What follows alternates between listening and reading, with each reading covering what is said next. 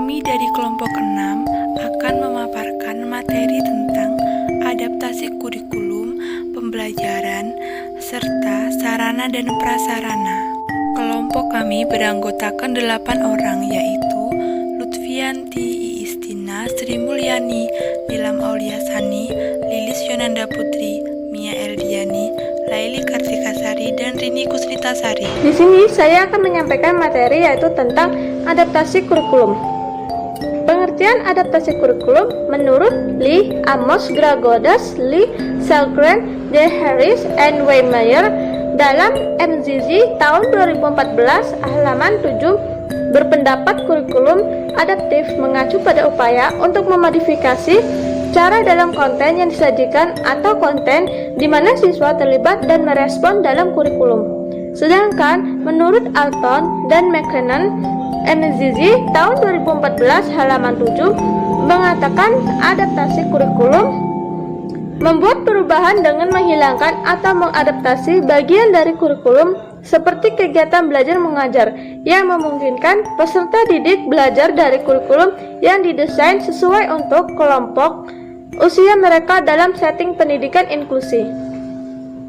Jadi, kurikulum adaptasi adalah kurikulum yang dimodifikasi dan diadaptasi atau disesuaikan dengan kebutuhan atau kondisi, kemampuan, dan keterbatasan peserta didik, dengan tujuan untuk memudahkan peserta didik ABK atau anak berkebutuhan khusus dalam mengikuti kegiatan belajar mengajar di sekolah inklusi. Materi yang selanjutnya yaitu tentang model kurikulum adaptif. Ada 4 model kurikulum adaptif. Yang pertama, duplikasi, modifikasi, substitusi, yang terakhir omisi. Duplikasi adalah cara dalam pengembangan kurikulum di mana siswa-siswa berkebutuhan khusus menggunakan kurikulum yang sama seperti yang dipakai oleh anak-anak pada umumnya.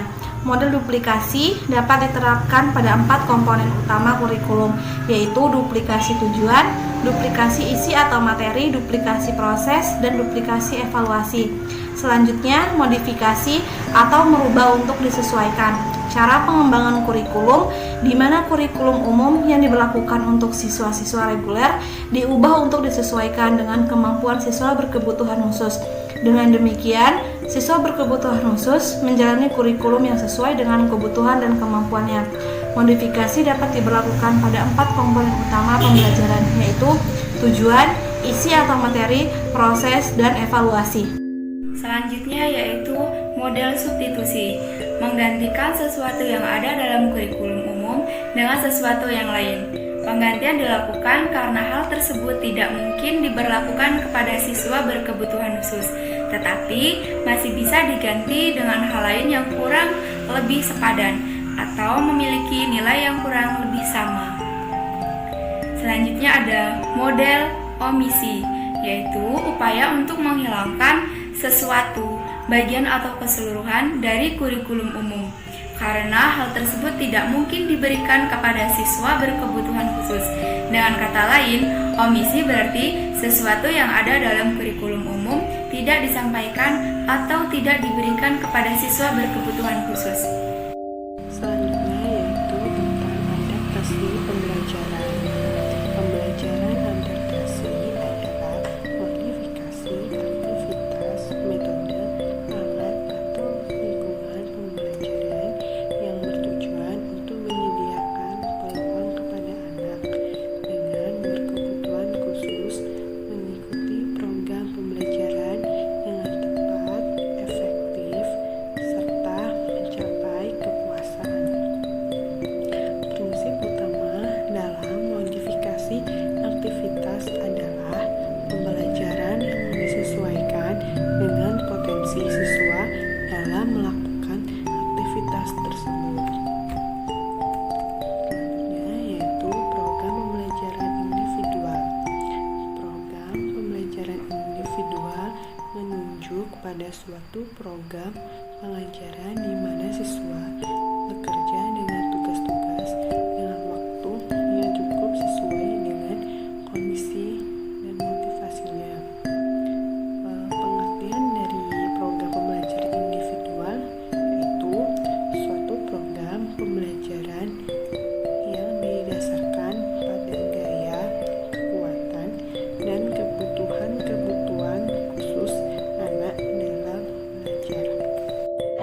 PPI merupakan suatu program pembelajaran yang didasarkan pada kebutuhan siswa. Program pembelajaran individual ini atau disingkat dengan PPI, ini menyesuaikan dengan kebutuhan siswa, bukan sebaliknya, siswa yang menyesuaikan PPI. Di dalam program pembelajaran ini, di samping siswa dapat memiliki kesempatan belajar sesuai kebutuhan, kemampuan, dan dengan caranya sendiri, ia juga bisa belajar secara optimal dengan penguasaan apa yang dipelajarinya. Program pembelajaran PPI ini memiliki prinsip dasar yang terbagi menjadi 3. Yang pertama yaitu PPI ini bertujuan untuk menyelaraskan kebutuhan antar siswa. Yang kedua, ini berpusat pada kebutuhan siswa. Dan selanjutnya, PPI ini tidak hanya berdasarkan dengan pembelajaran, namun juga secara asesmen atau penilaian. Selanjutnya yaitu sarana dan prasarana pendidikan inklusif. Sarana dan prasarana pendidikan inklusif adalah perangkat keras ataupun lunak yang digunakan untuk menunjang keberhasilan pendidikan inklusif di suatu pendidikan tertentu. Semua sarana dan prasarana sebenarnya dapat digunakan dalam pendidikan inklusif.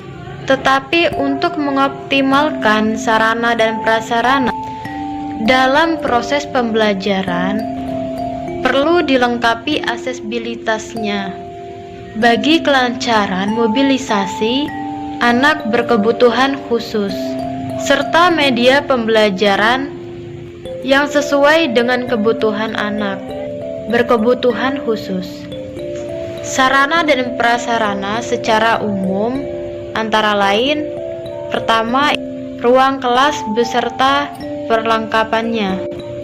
2. Ruang praktikum atau laboratorium beserta peralatannya.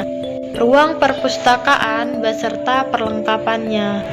Ruang serbaguna, ruang BK, ruang UKS, ruang kepala sekolah, guru, tata usaha beserta perlengkapannya. Kemudian di sini kita akan membahas mengenai sarana dan prasarana khusus. Yang akan dibahas untuk pertama kali adalah untuk tunanetra. Di sini untuk mengembangkan orientasi mobilitas dapat dilakukan dengan menggunakan alat-alat seperti tongkat lipat, tongkat elektrik atau tongkat yang berbunyi apabila ada benda di dekatnya. Kemudian bola bunyi, bola sepak bola yang mengeluarkan bunyi. Selanjutnya alat bantu pembelajaran untuk akademik layanan pendidikan. Untuk anak tunanetra, selain membaca, menulis, berhitung, juga mengembangkan sikap pengetahuan dan kreativitas. Untuk membantu penguasaan kemampuan membaca, menulis, berhitung dapat dilakukan dengan menggunakan alat-alat seperti peta timbul, abakus, penggaris braille, blokir, papan baca, meteran braille, dan sebagainya. Kita akan membahas mengenai alat bantu auditif atau alat bantu pendengaran. Untuk melatih kepekaan pendengaran anak tunanetra, dalam mengikuti pelajaran dapat digunakan tape recorder double deck, alat musik pukul, dan alat musik tiup. Mengembangkan kemampuan fisik, alat yang dapat digunakan untuk anak tunanetra adalah catur tunanetra, break tunanetra, sepak bola dengan bola bunyi, kemudian papan keseimbangan, selanjutnya power ride, dan static bicycle. Dapat dilihat pada gambar seperti contoh braille, catur tunanetra, dan alat musik yang dimainkan oleh anak yang berkebutuhan khusus atau khususnya tunanetra. Alat latihan meniup, alat musik perkusi, sikat getar, lampu aksen, meja latihan bicara, speech hand sound simulation, kemudian TV, dan alat-alat yang dapat membantu mengembangkan kemampuan akademik anak tunarungu antara lain adalah miniatur benda, finger alfabet, silinder, kartu kata atau kalimat, kemudian menara lingkaran, menara segi 4, peta dinding, model geometri, anatomi puzzle buah-buahan atau binatang, atlas, globe, miniatur rumah adat, dan rumah ibadah. Kemudian, alat latihan fisik.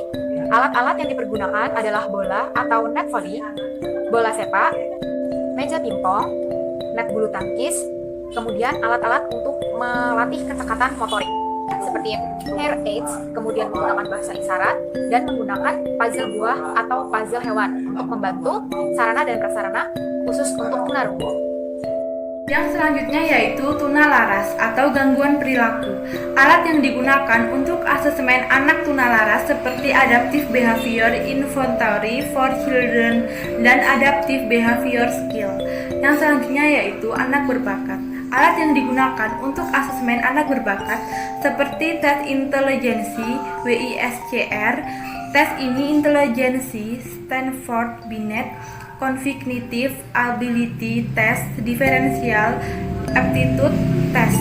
Yang selanjutnya yaitu anak tunadaksa. Alat yang digunakan untuk asesmen anak tunadaksa seperti finger geniometer atau alat ukur sendi daerah gerak, flexiometer, alat ukur kelenturan, plastik geniometer, alat ukur sendi, refleks hammer, pengukur gerak refleks kaki, postur evaluation set, pengukur postur tubuh, mengukur kelainan posisi tulang belakang. Sekian dari kelompok kami, saya akhiri. Wassalamualaikum warahmatullahi wabarakatuh.